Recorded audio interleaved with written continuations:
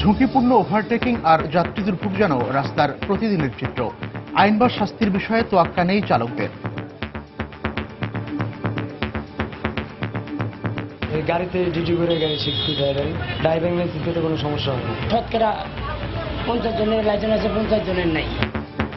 বিশেষজ্ঞরা বলছেন চালকদের শুধু জরিমানা নয়, বাড়াতে হবে প্রশিক্ষণের ব্যবস্থাও। আনট্রেন ড্রাইভারকে আপনি দিয়েছেন, সেজন্য তো ড্রাইভার দায়ী নয়। এটার জন্য দায় নিতে হবে ওনার অফ দ্য ভেহিকেল। তারপরে নিতে হবে যে রাষ্ট্রে তাকে ড্রাইভার করার জন্য কি কাজ করেছে। সেবার মান বাড়াতে আসছে বাজেটে বরাদ্দের পরামর্শ। গুণগত মানের অবকাঠামো নির্মাণের জন্য বাজেটের মাধ্যমে সড়কের ধমনী নেটওয়ার্কটা তৈরি করতে হবে। দেখছিলেন বিশেষ শিরোনাম। দুপুরের সময় সঙ্গে আছি আমি ওয়াহিদা স্বপ্না এবং আমি মিজানুর রহমান খবির। এবার অন্যান্য শীর্ষ সংবাদ। ভোলায় পুলিশ ও এলাকাবাসী সংঘর্ষে গুলিতে নিহত রোম্মানের পরিবারে শোকের ছায়া। ঘটনার সুষ্ঠু বিচার দাবি। নড়াইলে সহিংসতায় 10 জন গুলিবিদ্ধ, নিহত 1। পঞ্চম দফা ইউনিয়ন পরিষদ নির্বাচনের ভোট গ্রহণ কাল। কেন্দ্রে কেন্দ্রে নির্বাচনী সামগ্রী বুঝে নিচ্ছেন প্রিজাইডিং কর্মকর্তারা। নিরাপত্তা জোরদার। জাপানে জি7-এর পার্শ্ব বৈঠকে বিশ্ব নেতাদের সঙ্গে অংশ নিলেন শেখ হাসিনা। জঙ্গিবাদ ও শরণার্থী সমস্যা সমাধানে ব্যবস্থা নেয়ার বিষয়ে গুরুত্ব আরোপ। এবং ময়লার ভাগাড়, খাবার হোটেল, কাঁচা বাজার, এমনকি ঘোড়ার আস্তাবলও দেখা মিলবে মেয়র হানি ফ্লাইওভারের নিচে। চলতি বছরেই পাল্টে যাবে দৃশ্যপট, বলছেন মেয়র।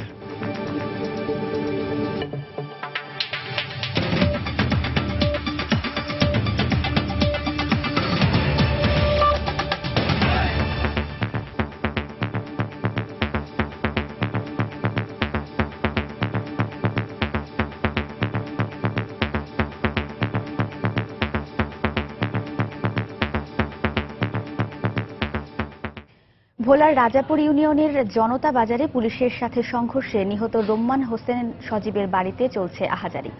সকালে নিহত রোম্মানের লাশ বাড়িতে আনার পর কান্নায় ভেঙে পড়েন স্বজনেরা। এদিকে সকাল 10টায় স্থানীয় ইউপি চেয়ারম্যানের সমঝোতায় ময়না তদন্তের জন্য লাশ পুলিশের কাছে হস্তান্তর করা হয়। দায়িত্বে অবহেলার দায়ে রাজাপুর ক্যাম্পের 4 পুলিশ সদস্যকে প্রত্যাহার করা হয়েছে। এদিকে হত্যাকাণ্ডের পর থেকেই পুরো এলাকায় থমথমে অবস্থা বিরাজ করছে। ভোলা থেকে নাসির উদ্দিন লিটনের পাঠানো তথ্য ও উৎপল দেবনাথের ছবি নিয়ে ডেস্ক রিপোর্ট। সংসারের বয়স মাত্র 1 বছর না গড়াতেই স্বামীহারা হলেন তন্নি। কোনো সান্ত্বনা বা আশ্বাসই বাদ মানছে না তার এই শোকের।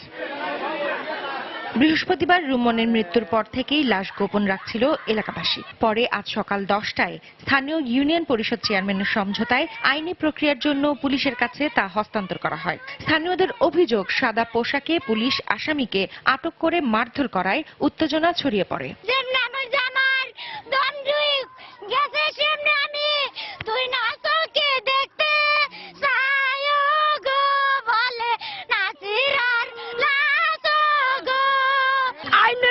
আমি মৃত্যুর বদল লাশের বদল লাশ চাই, উপযুক্ত বিচার চাই আমি ওর কাছে। পুলিশকে বললো যে ওকে নিয়ে যাও বাসাতে, নিয়ে যাও, ওকে জবাই করে দাও।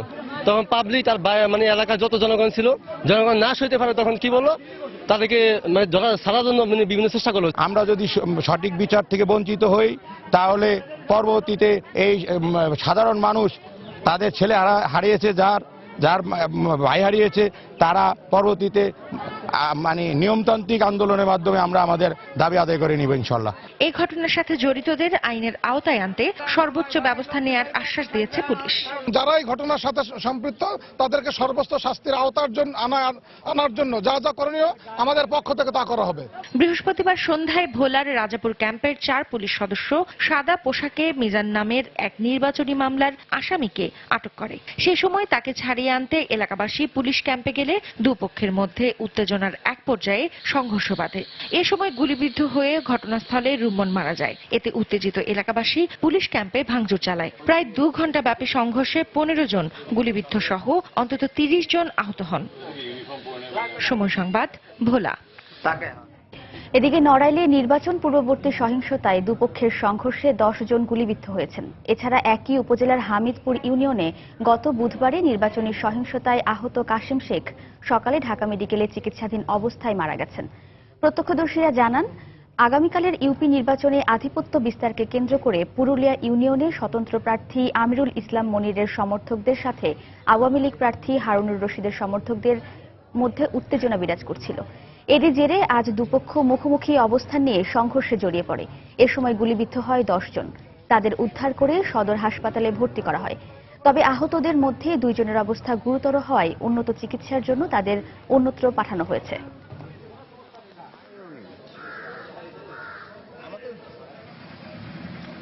পঞ্চম দফা ইউনিয়ন পরিষদ নির্বাচনের ভোট গ্রহণ কাল। এ উপলক্ষে নির্বাচনী কর্মকর্তাদের হাতে তুলে দেওয়া হচ্ছে ভোট গ্রহণের প্রয়োজনীয় সামগ্রী। সকাল থেকে প্রতিটি নির্বাচনী এলাকার সংশ্লিষ্ট রিটার্নিং অফিসারের কাছ থেকে এসব সামগ্রী বুঝে নিচ্ছেন প্রিজাইডিং কর্মকর্তারা। পাশাপাশি পোলিং অফিসার ও নিরাপত্তা কর্মীরাও তাদের দায়িত্ব বুঝে নিচ্ছেন।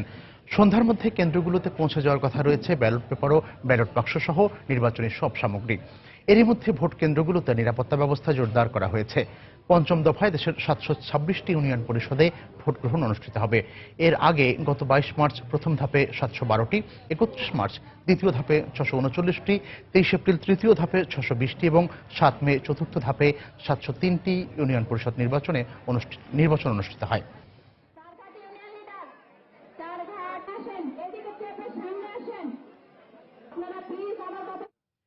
নির্বাচনের আরো খবর জানাতে এই মুহূর্তে রাজশাহীর চারঘাট উপজেলার নির্বাচন কর্মকর্তার কার্যালয়ে আছেন রিপোর্টার সাইফুর রহমান রকি এবং সিলেটের ওসমানীনগর উপজেলায় আছেন রিপোর্টার আব্দুল আহাদ।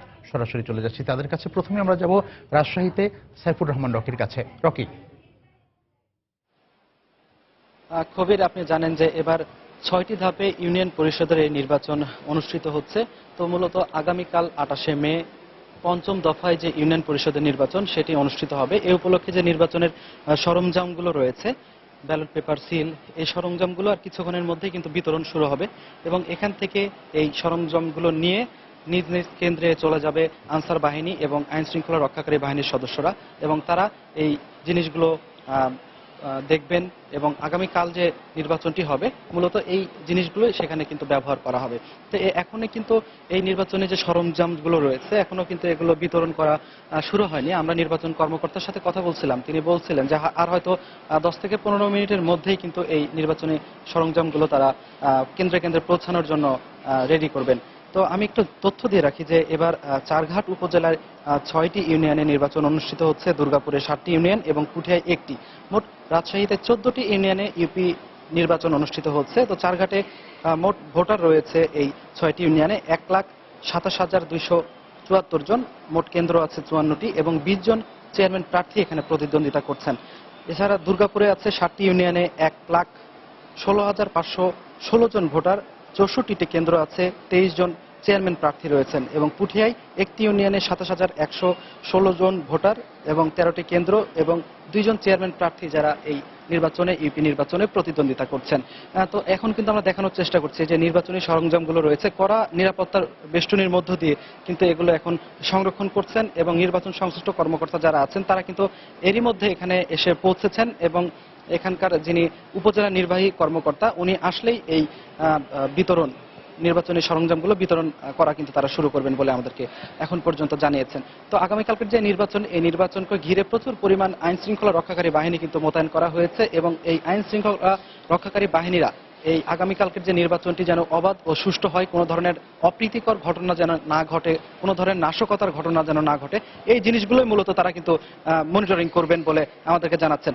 আর নির্বাচন সংশ্লিষ্ট কর্মকর্তারা বলছিলেন যে কালকের এই যে নির্বাচন, পঞ্চম দফায় এই নির্বাচন, এটি যেন অবাধ ও সুষ্ঠু হয়, সেই জন্য কিন্তু তারা কিন্তু তাদের একটি বাড়তি নজরদারি তাদের থাকবেই এবং তার পরের যে নির্বাচন সেটিতেও কিন্তু তারা একইভাবে তারা এই নির্বাচনটি সুষ্ঠু করার জন্য চেষ্টা করে যাবেন, এটি বলছিলেন। তো কবির, এই ছিল আমার কাছে রাজশাহীর নির্বাচনী সরঞ্জাম দেওয়ার এখন পর্যন্ত সর্বশেষ খবর। এখন আমরা চলে যাচ্ছি সিলেটে, সেখানে আছেন আমাদের সহকর্মী আব্দুল আহাদ, তিনি জানাবেন সিলেটের নির্বাচনী সরঞ্জাম দেওয়ার খবর। রকি, আপনাকে ধন্যবাদ। পঞ্চম দফা নির্বাচনে সিলেটের দুটি উপজেলা ইউনিয়ন পরিষদ নির্বাচন অনুষ্ঠিত হবে। এই ইউনিয়নগুলো হলো সিলেটের বালাগঞ্জ উপজেলা এবং সিলেটের উসমানীনগর উপজেলা। তো আমি এখন আছি সিলেটের উসমানীনগর উপজেলা। এই উপজেলায় মোট 8টি ইউনিয়নে নির্বাচন হবে আগামীকাল এবং এই প্রতিটি ইউনিয়নের যে ভোট কেন্দ্রগুলো যেগুলো রয়েছে সেগুলোতে নির্বাচনী সামগ্রী বিতরণ ইতিমধ্যে শুরু হয়ে গেছে। আপনারা যেমনটি দেখতে পাচ্ছেন যে এখানকার কেন্দ্রগুলোর যে প্রিজাইডিং অফিসার যারা রয়েছেন এবং নিরাপত্তা বাহিনীর সদস্য যারা রয়েছেন তারা কেন্দ্রে কেন্দ্রে নির্বাচনী সামগ্রী, ব্যালট পেপার, ব্যালট বাক্স সবগুলোই তারা নিয়ে যাচ্ছেন। আসলে এই কার্যক্রম শুরু হয়েছে আজ বেলা 1:30 থেকে এই কার্যক্রম শুরু হয়েছে। তো এই উসমানীনগর উপজেলার 8টি ইউনিয়নে কেন্দ্রের সংখ্যা 76টি এবং এই উপজেলায় মোট ভোটার 1,26,827 জন এবং এই উপজেলার পাশাপাশি যে বালাগঞ্জ আরেকটি উপজেলা নির্বাচন হবে সেই উপজেলায় মোট 6টি ইউনিয়নে 55টি কেন্দ্রে ভোট গ্রহণ অনুষ্ঠিত হবে এবং বালাগঞ্জ উপজেলা ভোটারের সংখ্যা 75,500 প্রায় 500 ভোটার। তো আমরা একটা বিষয় আপনাদের জানিয়ে রাখি যে বিগত ইউনিয়ন পরিষদ যেগুলো নির্বাচন অনুষ্ঠিত হয়েছে প্রথম দফা, দ্বিতীয় দফা, তৃতীয় দফা এবং চতুর্থ দফা, সেগুলোতে আমরা দেখেছি যে অত্যন্ত শান্তিপূর্ণভাবে সেই নির্বাচনগুলো অনুষ্ঠিত হয়েছে। সিলেটের কোথাও কোনো ধরনের অপ্রীতিকর ঘটনা ঘটেনি, সংঘর্ষ হয়নি কোথাও এবং এখন পর্যন্ত সিলেটের এই নির্বাচনকে সামনে রেখে কোনো মানুষও নিহত হয়নি সিলেটের। তো এই সিলেটের নির্বাচনকে আসলে নির্বাচন বিশ্লেষক যারা রয়েছেন তারা বলছেন যে এটি একটি উদাহরণ হতে পারে এবং দেশের অন্যান্য জায়গায় যে নাশকতা হচ্ছে, সহিংসতা হচ্ছে সেগুলো আসলে সিলেট থেকে শিক্ষা নিয়ে সেখানেও নির্বাচন করা উচিত, এমনটি বলছেন যে নির্বাচন সংশ্লিষ্ট যারা রয়েছেন তারা। তো আরেকটি বিষয় আপনাদের জানিয়ে রাখি যে আগামীকাল সিলেট বিভাগের মোট 11টি উপজেলায় নির্বাচন হবে এবং এই 11টি উপজেলার মধ্যে রয়েছে সিলেটের দুটি ছাড়াও সুনামগঞ্জের জগন্নাথপুর উপজেলা, দিরাই উপজেলা এবং সাল্লা উপজেলা, হবিগঞ্জের লাখাই, নবীগঞ্জ, মাধবপুর এবং বানিয়াচং উপজেলা এবং মৌলভীবাজারের শ্রীমঙ্গল ও কমলগঞ্জ উপজেলা।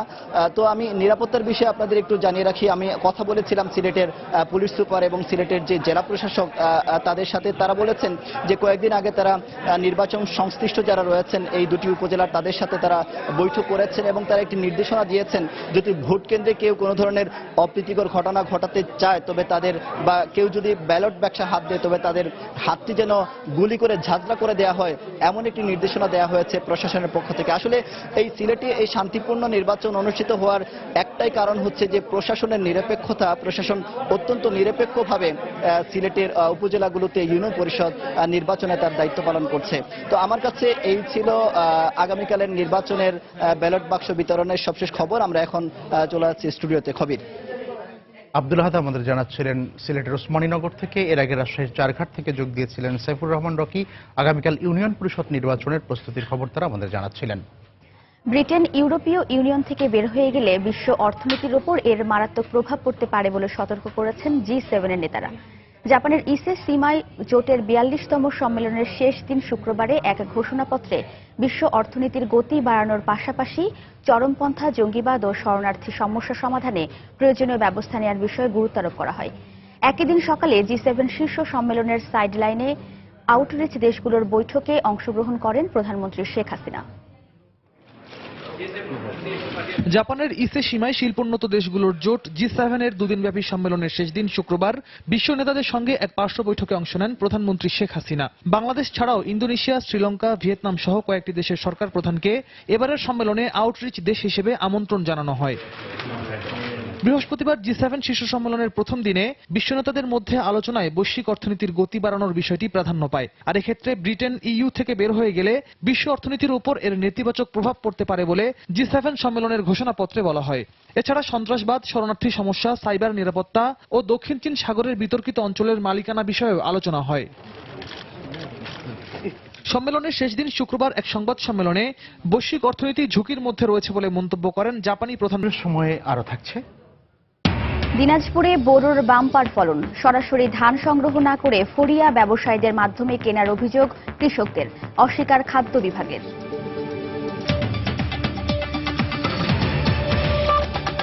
শুধুমাত্র শাস্তি প্রয়োগ করে সড়কে শৃঙ্খলা ফিরিয়ে আনার পাশাপাশি পথচারী চালক ও মালিকদের আইন মানতে বাধ্য করার বিষয়টি প্রাধান্য পাচ্ছে নতুন সড়ক পরিবহন আইনের খসড়ায়। তবে সংশ্লিষ্টরা বলছেন অপরাধের সর্বনিম্ন শাস্তি উল্লেখ না থাকা এই খসড়ার বড় দুর্বলতা।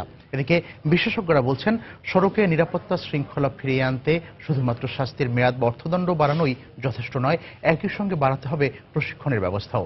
রিপোর্ট সেলিয়া সুলতানার। রাস্তায় প্রতিযোগিতা, ঝুঁকিপূর্ণ ওভারটেকিং আর যাত্রী দুর্ভোগ এমন দৃশ্য প্রায় প্রতিদিনের। রাজধানীতে প্রায় ৬,০০০ গণপরিবহন রয়েছে। দুবেলা ট্রিপ হিসেব করলে প্রায় ১২,০০০ চালক। তবে তাদের কতজনের গাড়ি চালানোর যথাযথ প্রশিক্ষণ এবং সড়ক পরিবহনের নিয়মকানুন জানা আছে তা নিয়ে রয়েছে শঙ্কা। 12-13 বছর সদরঘাট গুলিস্তান। আমার ওস্তাদ এই গাড়িতে ডিউটি করে গাড়ি শিখছি, ড্রাইভারি। না, ড্রাইভিং লাইসেন্স পেতে কোনো সমস্যা হয় না। আইডেন্টি কার্ড মার থাকে না, দেখা গেলো শতকরা 50 জনের লাইসেন্স আছে, 50 জনের নাই। কিন্তু প্রশ্ন হচ্ছে প্রশিক্ষণের বাইরে থাকা এসব সাধারণ পরিবহন চালকদের, যারা আইন বা শাস্তির কথাই জানেন না, তাদের প্রশিক্ষণের সুযোগ বৃদ্ধি না করে শাস্তির পরিমাণ বাড়িয়ে সড়কে কতটুকু শৃঙ্খলা ফিরিয়ে আনা সম্ভব? সর্বোচ্চ শাস্তি এটা খুব একটা ভেগ ট্রাম। সর্বোচ্চ শাস্তি 1 সেকেন্ডেরও হতে পারে, কিংবা কাঠগড়ায় দাঁড়ালো যতটুকু দাঁড়ালো এটুকুই তার সর্বোচ্চ শাস্তি হতে পারে।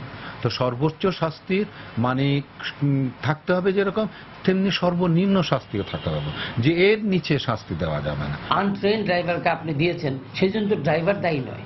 ড্রাইভার তার জীবিকার কারণে সে ড্রাইভিংয়ে গেছে। এটার জন্য দায় নিতে হবে যে গাড়িতে তাকে বসিয়েছে, অর্থাৎ ওনার অফ দ্য ভেহিকেল। সমস্ত সার্টিফিকেট বা তার অ্যাবিলিটি ক্যাপাবিলিটি না যাচাই করে কোনো গাড়ি দিয়েছ। এবং তারপরে নিতে হবে যে রাষ্ট্রের, যে রাষ্ট্র এই তাকে ড্রাইভার করার জন্য কি কাজ করেছে। এছাড়া আইনটি বাস্তবায়নে সড়কে পথচারীদের যত্রতত্র পথে পারাপার না হওয়া এবং পরিবহনের যাত্রীদের নিরাপদে উঠানামার বিষয়টিও কঠোরভাবে মানতে বাধ্য করতে হবে পরিবহন কর্তৃপক্ষের এবং যাত্রীদের। তবেই পাওয়া যাবে আইনের সুফল। সেলিয়া সুলতানা, সময় সংবাদ, ঢাকা।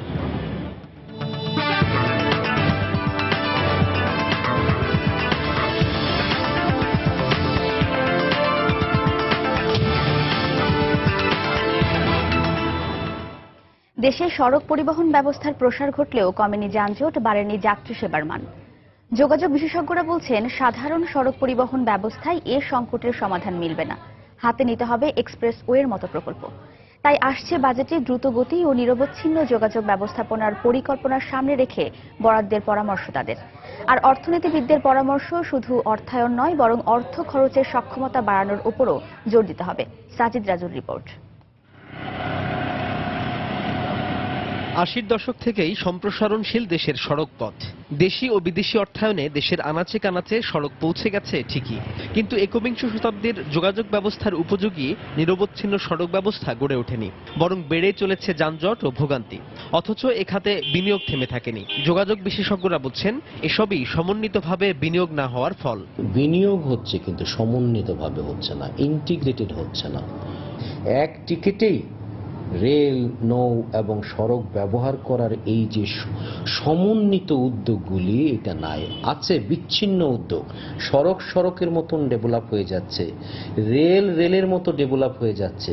উন্নত দেশ তো বটেই, এশিয়ার অনেক দেশ এগোচ্ছে এক্সপ্রেসওয়ের দিকে। দ্রুত গতির সঙ্গে এগিয়ে যাচ্ছে সেসব দেশের অর্থনীতিও। তাই বিশ্লেষকরা বলছেন সময় এসেছে উন্নত দেশের যোগাযোগ ব্যবস্থার সঙ্গে সঙ্গতি রেখে পদক্ষেপ নেয়ার। আমরা তো এখন কিছুটা অস্থির বলা যায় যে আমরা আরো দ্রুত এগিয়ে যেতে চাচ্ছি। আমরা আমাদের অনেকগুলো লক্ষ্যমাত্রা আমাদের সামনে আমরা ধরে রেখেছি। এগুলো অর্জন করার জন্য একটা বড় যে কন্ট্রিবিউশন আসবে সেটা হচ্ছে ইনফ্রাস্ট্রাকচারের কাছ থেকে।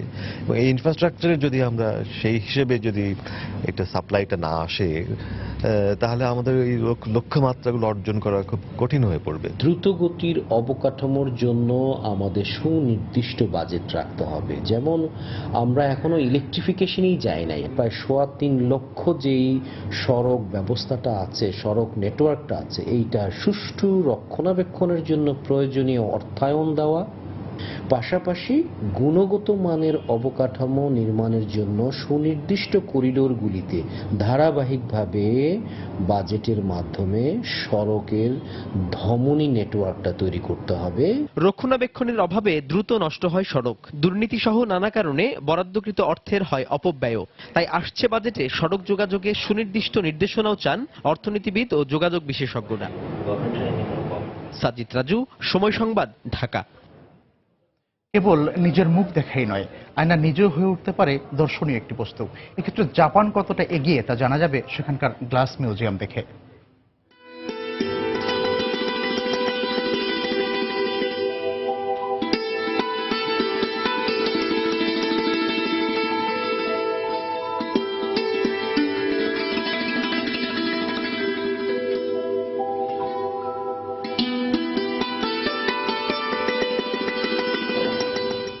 জাপানের গ্লাস মিউজিয়াম নিয়ে রিপোর্ট রয়েছে সংবাদের শেষাংশে, দেখার আমন্ত্রণ রইল। ময়লার ভাগাড় থেকে শুরু করে খাবার হোটেল, কাঁচা বাজার, এমনকি ঘোড়ার আস্তাবল, এর সবকিছুরই দেখা মিলবে রাজধানীতে মেয়র হানিফ ফ্লাইওভারের নিচে। নিয়ম অনুযায়ী এই ফ্লাইওভারের নিচে সৌন্দর্য বর্ধন হওয়ার কথা থাকলেও তা তো হয়নি, বরং সিটি কর্পোরেশনের উদাসীনতায় সৌন্দর্যহানির খেলাতেই যেন মেতে উঠেছেন সবাই। এমনকি এসব জায়গা ভাড়া দিয়ে অর্থ আদায় করছে একটি চক্র। বিদ্যমান অবস্থার কথা স্বীকার করে ঢাকা দক্ষিণের মেয়র জানিয়েছেন, চলতি বছরের মধ্যেই পাল্টে যাবে এখানকার চেহারা।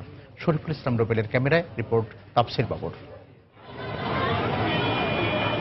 বসেছে জমজমাট বাজার, চলছে বেচাকেনা। আলু পটল থেকে শুরু করে মুরগির দোকান, রাতারাতি সবই গড়ে উঠেছে মেয়র হানিফ ফ্লাইওভারের এই নিচের জায়গায়। ফ্লাইওভারের মতো একটি গুরুত্বপূর্ণ স্থাপনার নিচে এরকম বাজার বসে যাওয়া নিরাপত্তার জন্য কতটা যুক্তিযুক্ত, কিংবা বাজারের ময়লা আবর্জনার ফলে পরিবেশের কতটা ক্ষতি হতে পারে সেই প্রশ্নগুলো তো উঠছেই। সেই সঙ্গে এরকম বাজার বসিয়ে একটি চক্রের অবৈধভাবে অর্থ উপার্জনের বিষয়টিও এখন সামনে চলে আসছে। দোকান বসানোর বিনিময়ে কাউকে টাকা দেয়া হয় কিনা এমন প্রশ্নে যেন পালিয়ে বাঁচলেন এই মুরগির দোকানি। তবে মুখ খুললেন অন্যরা। এই ময়লাগুলো হালানো লেগে 20-30 টাকা করে দেয়। কাকে দেন টাকা? এরে কারে দেই চিনি না, বাজান আমি। 12-30 টাকা দেই। বাজারের পাশেই গড়ে তোলা হয়েছে রিকশা ভ্যানের গ্যারেজ। ফ্লাইওভারের জায়গা দখল করে এই জায়গা ভাড়া দেয়া হচ্ছে চালকদের কাছে। যারা রাখে তারা টাকা দেয়। ভ্যান মনে করেন যে 30 টাকা নেয়, 20 টাকা নেয়। এর বাইরে গুলিস্তান থেকে যাত্রাবাড়ি পর্যন্ত পুরো ফ্লাইওভারের নিচেই রয়েছে খাবারের হোটেল, টং দোকান, এমনকি ঘোড়ার আস্তাবল।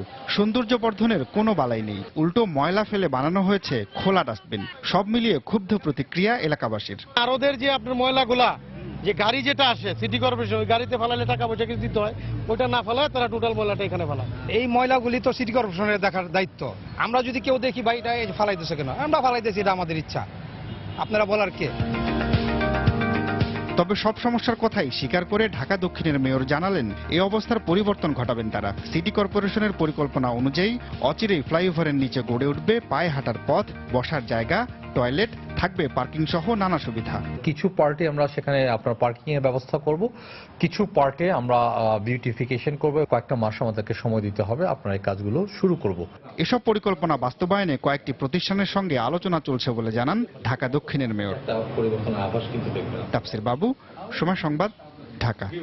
ইসরায়েলের গোয়েন্দা সংস্থা মোসাদের কথিত এজেন্ট মেহেদী সাফাদি এবং বিএনপি নেতা আসলাম চৌধুরীর মধ্যে বৈঠকের বিষয়ে বিস্ময়কর তথ্য মিলেছে বলে জানিয়েছেন স্বরাষ্ট্রমন্ত্রী আসাদুজ্জামান খান কামাল। তিনি আরও জানিয়েছেন, এ ঘটনার সঙ্গে বিএনপি ছাড়াও অন্য দলের আরও নেতারা জড়িত। সকালে স্বরাষ্ট্রমন্ত্রী তার সরকারি বাসায় সাংবাদিকদের এসব কথা জানান। দেশকে একটা অস্থিতিশীল পরিবেশ তৈরি করা এবং এই দেশের সরকারকে মানে একটা চ্যালেঞ্জের মুখোমুখি করার জন্য তারা একটা ষড়যন্ত্র করার একটা প্রক্রিয়া তাদের ছিল। তবে এইটুকু আমরা বলতে পারি, তিনি একা নন, তার সঙ্গে আরো অনেকেই আছেন। আমাদের মানে দলের অন্য দলের নেতারাও এখানে কয়েকজনের নাম এসে চলে আসবে আমরা মনে করছি। আমরা অনেক কিছুই পেয়েছি যা হয়তো অনেকেরই বিস্ময় হয়ে যায়। ট্রানজিটের নামে ভারতকে করিডোর সুবিধা দিয়ে সরকার দেশের সার্বভৌমত্বকে বিকিয়ে দিচ্ছে বলে অভিযোগ করেছেন বিএনপির সিনিয়র যুগ্ম মহাসচিব রুহুল কবির রিজভী। এই সুবিধা ব্যবহার করে অস্ত্র পরিবহন করা হতে পারে এমন আশঙ্কা প্রকাশ করে তিনি আরো বলেন, এ কারণে সেভেন সিস্টার্সের স্বাধীনতাকামীদের লক্ষ্যবস্তুতে পরিণত হতে পারে বাংলাদেশ। দুপুরে জাতীয় প্রেস ক্লাবে আলোচনা অনুষ্ঠানে তিনি এ মন্তব্য করেন। আখাউড়া থেকে একবারে আগরতলা পর্যন্ত যে ল্যান্ড ট্রানজিট দেওয়া, এইটা একেবারেই দুরভিসন্ধিমূলক এবং এই অল্প দামে দেশের স্বাধীনতা বিক্রি করে দেওয়া, এবং এই সরকার আত্মাকে বিক্রি করে দিয়েছেন পার্শ্ববর্তী দেশের কাছে। একই দেশের মাল আমার দেশের মধ্যে আবার ওই দেশে যাবে, এটা ট্রানজিট না, এটা করিডোর। আর করিডোর মানেই হচ্ছে বিপর্যয়কর বিষয়। ভারতের 7টি প্রদেশে কেউ স্বাধীনতার দাবি করছেন, স্বায়ত্তশাসনের দাবি করছেন, এগুলোকে নাকি মানে সেখানে দমন করার জন্য অস্ত্রশস্ত্র যাবে, তাহলে বাংলাদেশের নিরাপত্তা কোথায় থাকলো? স্বাস্থ্যমন্ত্রী মোহাম্মদ নাসিম বলেছেন, বিএনপি নেতা বেগম খালেদা জিয়াকে সরকার নয়, তিনি গ্রেপ্তার হবেন আইনগত কারণে। সকালে রাজধানীর ইঞ্জিনিয়ার্স ইনস্টিটিউশনে এক অনুষ্ঠানে তিনি বলেন, আওয়ামী লীগ প্রতিহিংসার রাজনীতিতে বিশ্বাস করে না। খালেদা জিয়াকে নাকি গভর্নমেন্ট অ্যারেস্ট করছে না, আপনাকে অ্যারেস্ট করতে বলেন, এটা আইনের ব্যাপার, আদালতের ব্যাপার। আমরা প্রতিহিংসার রাজনীতি বিশ্বাস করি না। আমি প্রতিহিংসার রাজনীতি বিশ্বাস যদি করতাম বঙ্গবন্ধু হত্যার বিচার ট্রাইব্যুনালে হতো, তা আমরা কই না, সাবেক আদালতে করেছি। কোর্ট তো স্বাধীন, বিচার ব্যবস্থা স্বাধীন, এখানে আমাদের কোনো হস্তক্ষেপের ব্যবস্থা নাই। তাই আপনাদের বলতে চাই, আসুন রাজনীতি করি, একসঙ্গে রাজনীতি করি, যারা আপনারা বন্ধ করেন, মানুষকে হত্যা করা বন্ধ করেন। বিএনপি চেয়ারপারসন আগুন যুদ্ধে পরাজিত হয়ে গুপ্ত হত্যা ও গুমের মধ্য দিয়ে দেশের বিরুদ্ধে যুদ্ধ অব্যাহত রেখেছে বলে মন্তব্য করেছেন তথ্যমন্ত্রী হাসানুল হক ইনু। সকালে রাজধানীর বঙ্গবন্ধু অ্যাভিনিউয়ের জাসদ কার্যালয়ে এক অনুষ্ঠানে তিনি বক্তব্য দেন। দেশ এখনো সাম্প্রদায়িক শক্তির ষড়যন্ত্র থেকে মুক্ত নয় বলেও মন্তব্য করেন তিনি। বেগম খালেদা জিয়া, বিএনপি জামাত চক্র, তারা আগুন যুদ্ধে পরাজিত হয়ে গুপ্ত হত্যার নতুন কৌশলের মধ্য দিয়ে তাদের রাষ্ট্রের বিরুদ্ধে যুদ্ধ অব্যাহত রেখেছে। এই সাম্প্রদায়িক সন্ত্রাসবাদ এবং জঙ্গিবাদকে সম্পূর্ণ পরাজিত করার মধ্য দিয়ে রাষ্ট্র এবং সংবিধানকে সাম্প্রদায়িকতার জঞ্জাল থেকে মুক্ত করার যুদ্ধের ভেতরেই আমরা বৈষম্য, দুর্নীতি, দলবাজির অবসান ঘটাবো। কারিগরি শিক্ষার উন্নয়নে দক্ষ শিক্ষক গড়ে তুলতে দেশে শিগগিরই একটি আধুনিক কারিগরি শিক্ষক প্রশিক্ষণ ইনস্টিটিউট গড়ে তোলা হবে বলে জানিয়েছেন শিক্ষামন্ত্রী নুরুল ইসলাম নাহিদ। সকালে রাজধানীর আন্তর্জাতিক মাতৃভাষা ইনস্টিটিউটে আসন্ন ডিপ্লোমা ইন ইঞ্জিনিয়ারিং শিক্ষাক্রমের পরীক্ষা ব্যবস্থাপনা বিষয়ে কেন্দ্রের ভারপ্রাপ্ত কর্মকর্তাদের করণীয় বিষয়ক কর্মশালায় তিনি একথা বলেন। আধুনিক বিশ্বের সাথে তাল মিলিয়ে চলতে কারিগরি শিক্ষার গুরুত্ব তুলে ধরে শিক্ষামন্ত্রী এই খাতকে উন্নত করতে সরকারের নেওয়া বেশ কিছু পদক্ষেপের কথাও তুলে ধরেন।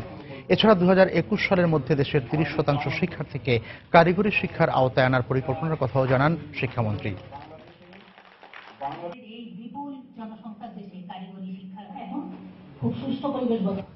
দুপুরের সময় আরো থাকছে। পশ্চিমবঙ্গে দ্বিতীয়বারের মতো মুখ্যমন্ত্রীর শপথ নিলেন তৃণমূল নেত্রী মমতা। এবারই প্রথম রাজভবনের বাইরে রেড রোড প্রাঙ্গণে অনাড়ম্বর আয়োজন।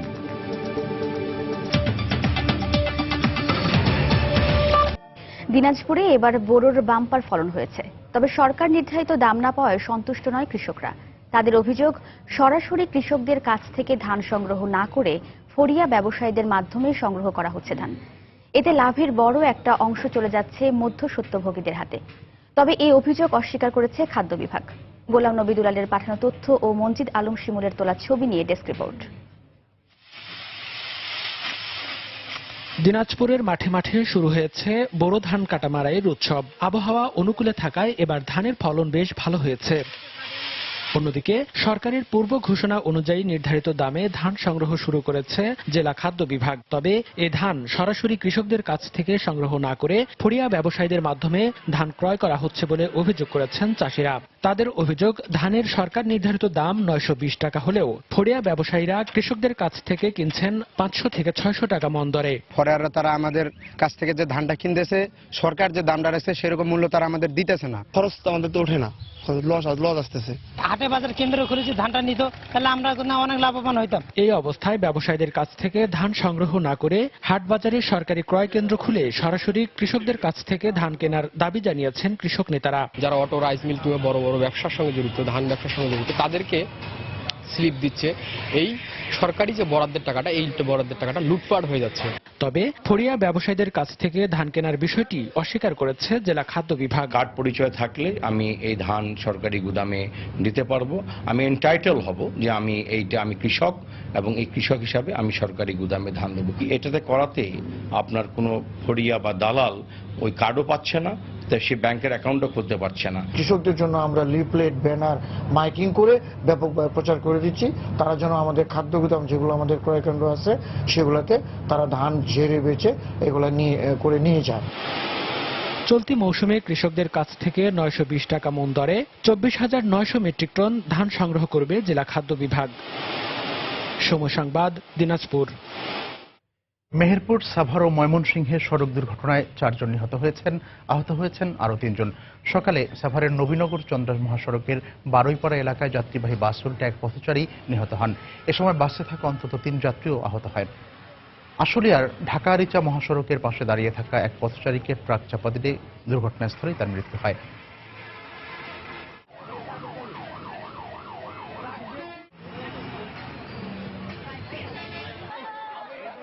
মেহেরপুরের সকালে ঝাউবাড়িয়া এলাকায় ট্রাক চাপা দেয় মোটরসাইকেল আরোহীকে। এতে দুর্ঘটনাস্থলেই আরোহী কলেজ ছাত্র হাবিব মারা যান। এছাড়া ময়মনসিংহে ট্রাকের ধাক্কায় এক রিকশা চালক নিহত হয়েছেন। আইপিএলের খবর। ফাইনালের টিকিটের জন্য দ্বিতীয় কোয়ালিফায়ারে গুজরাট লায়ন্সের মুখোমুখি হবে মুস্তাফিজের সানরাইজার্স হায়দ্রাবাদ। দিল্লির ফিরোজ শাহ কোটলা স্টেডিয়ামে ম্যাচটি শুরু হবে আজ রাত 8:30টায়।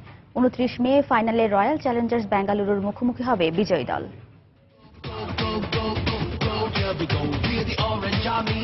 আইপিএলের মঞ্চে সানরাইজার্স হায়দ্রাবাদের এটি তৃতীয় অংশগ্রহণ হলেও কখনোই শিরোপার এত কাছে পৌঁছাতে পারেনি অরেঞ্জ আর্মিরা। অধিনায়ক ডেভিড ওয়ার্নারের ব্যাট আর মুস্তাফিজের রহস্যময় বোলিংয়ে চলতি আসরে প্রায় পুরোটা সময় টেবিলের দ্বিতীয় স্থানে ছিল হায়দ্রাবাদ। গ্রুপ পর্বের শেষ 2 ম্যাচে হারের কারণে নামতে হয়েছিল এলিমিনেটর যুদ্ধে, যেখানে সাকিবের কলকাতা নাইট রাইডার্সকে হারিয়ে ফাইনালে আরও কাছে ধাওয়ান যুবরাজরা।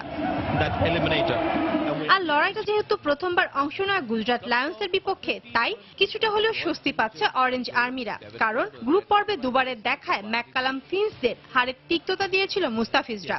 বাড়তি পাওনা হিসেবে রয়েছে ফিরোজ শাহ কোটলার স্লো উইকেট। আর চলতি লিগের ডেথ ওভারের সবচেয়ে কিপটে বোলারের রেকর্ড গড়া সবার প্রিয় দ্য ফিজ হয়তো বদলে দেবে সব হিসেব নিকেশ। আর অধিনায়ক ওয়ার্নার, ওপেনার শেখর ধাওয়ান ও যুবরাজ সিং এর দুর্দান্ত ফর্ম তো রয়েছেই। এদিকে প্রথমবার অংশ নিয়ে শীর্ষ দল হিসেবে প্রথম কোয়ালিফায়ারে অংশ নিয়েছিল গুজরাট লায়ন্স। সেখানে রয়্যাল চ্যালেঞ্জারের বিপক্ষে হার মানলেও দ্বিতীয় কোয়ালিফায়ারের সুযোগ পাচ্ছে সুরেশ রায়নার দল। ব্যাটে উদ্বোধনী ব্যাটসম্যান ব্র্যান্ডন ম্যাককালাম ও অ্যারন ফিঞ্চ শক্ত হাতে শাসন করছেন প্রতিপক্ষের বোলারদের। বুকে কাঁপন ধরাতে রয়েছেন 2 ক্যারিবীয় হার্ড হিটার ডোয়াইন স্মিথ ও ড্যারেন ব্রাভো। তবে গুজরাটের দুশ্চিন্তার নাম স্পিনার রবীন্দ্র জাদেজা ও শাদাব জাকিতের বাজে ফর্ম। তাই দ্বিতীয় কোয়ালিফায়ারে গুজরাটের উইনিং কম্বিনেশনে আসতে পারে বেশ কিছু পরিবর্তন।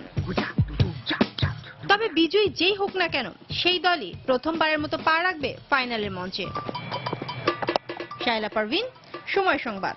আয়না শুধু নিজেকে দেখার জন্যই নয়, আয়নাও হয়ে উঠতে পারে সাধারণের জন্য দর্শনীয় বস্তু, এমনকি শিক্ষার্থীদের কাছে গবেষণার বিষয়ও।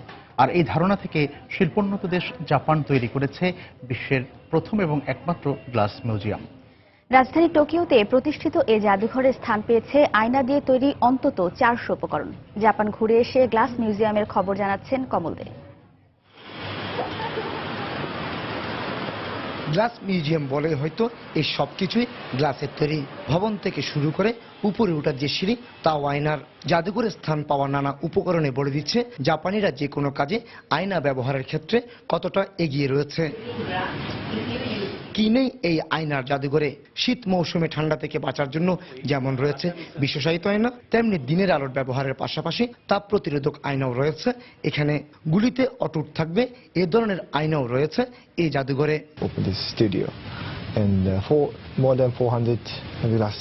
এখানে 400-এরও বেশি ধরনের কাচের উপকরণ রয়েছে। কাচ এখন বিশ্ব অর্থনীতিতে গুরুত্বপূর্ণ উপাদান। এই বিষয়টি মাথায় রেখে এসডিসি এই জাদুঘর তৈরি করেছে। জাদুঘরে তাপ প্রতিরোধক গ্লাসের পাশাপাশি সৌর বিদ্যুৎ উৎপাদন করতে পারে এমন গ্লাসও রাখা হয়েছে। পরিবেশের দিকটি মাথায় রেখেই গ্লাস তৈরি করা হচ্ছে এখানে। বিশ্বখ্যাত গ্লাস নির্মাতা প্রতিষ্ঠান জাপানের আসাহি গ্লাস কোম্পানি টোকিওতে নিজস্ব উদ্যোগে তৈরি করেছে এই গ্লাস মিউজিয়াম। অন্যান্য দেশের গ্লাস ব্যবসায়ীরাও আসেন এই জাদুঘর দেখার জন্য। বিভিন্ন দেশ থেকে পর্যটকরা গ্লাস জাদুঘর দেখতে আসে। তারা এসে খুব মজা পায়।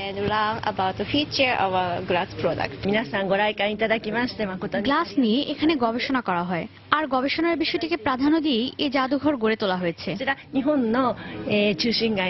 পৃথিবীর মোট চাহিদার 50% গ্লাস সরবরাহ করে আসাহি গ্লাস কোম্পানি।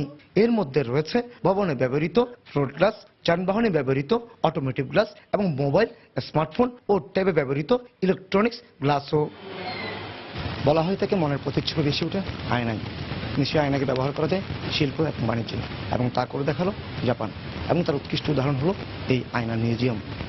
জাপানের টোকিও থেকে কমল দে, সময় সংবাদ।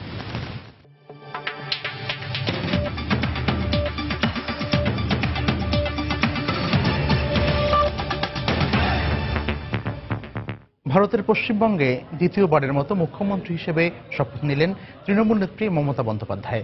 এবারই প্রথম কলকাতার রাজভবনের বাইরে রেড রোড প্রাঙ্গণে কোনো মুখ্যমন্ত্রী শপথ নিলেন। আর এই শপথ গ্রহণ অনুষ্ঠানে তৃণমূলের 42 জন বিধায়ক মন্ত্রী হিসেবে শপথ নেন।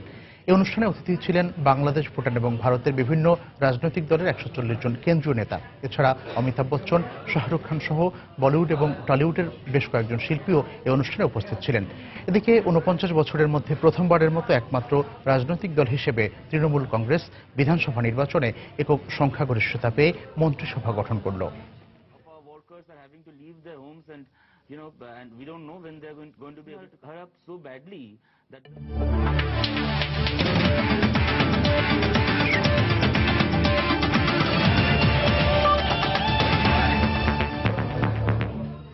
শ্রীলঙ্কা ও ইংল্যান্ড টেস্ট সিরিজ প্রসঙ্গ। এক দলের সামনে সিরিজ জয়ের হাতছানি, আরেক দলের সামনে সিরিজের সমতা ফেরানোর লক্ষ্য।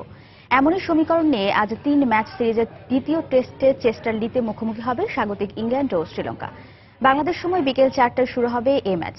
হেডিংলিতে জেমস এন্ডারসনের আগুন ঝরা বোলিংয়ে শ্রীলঙ্কাকে ইনিংস ও 88 রানে হারিয়ে সিরিজে 1-0 এগিয়ে ইংল্যান্ড। এবার তাদের লক্ষ্য 1 ম্যাচ হাতে রেখে সিরিজ জয় নিশ্চিত করা। 2014 সালে ঘরের মাটিতে লঙ্কানদের কাছে সিরিজ হারের শোধ নিতে মরিয়া ইংলিশরা। হেডিংলির তুলনায় চেস্টার লির উইকেটে পেসারদের জন্য বাড়তি সুবিধা থাকলেও এই ম্যাচে অপরিবর্তিত দল হিসেবে মাঠে নামবে স্বাগতিকরা। এই ম্যাচকে ঘিরে ইংলিশ সমর্থকদের মাঝে দেখা দিয়েছে বাড়তি উন্মাদনা। এর মধ্যে প্রথম 4 দিনের টিকিট বিক্রি প্রায় শেষ। অন্যদিকে ইনজুরি আক্রান্ত ধামিক্কা প্রসাদের জায়গায় লঙ্কান একাদশে খেলবেন পেসার সুরাঙ্গা লাকমাল। আর সফররত অধিনায়ক ম্যাথুসের বিশ্বাস, গেল ম্যাচের ভুল থেকে শিক্ষা নিয়ে ব্যাটসম্যানরা আরও দায়িত্বের সঙ্গে খেলতে পারলে সিরিজে ফিরতে পারবেন তারা।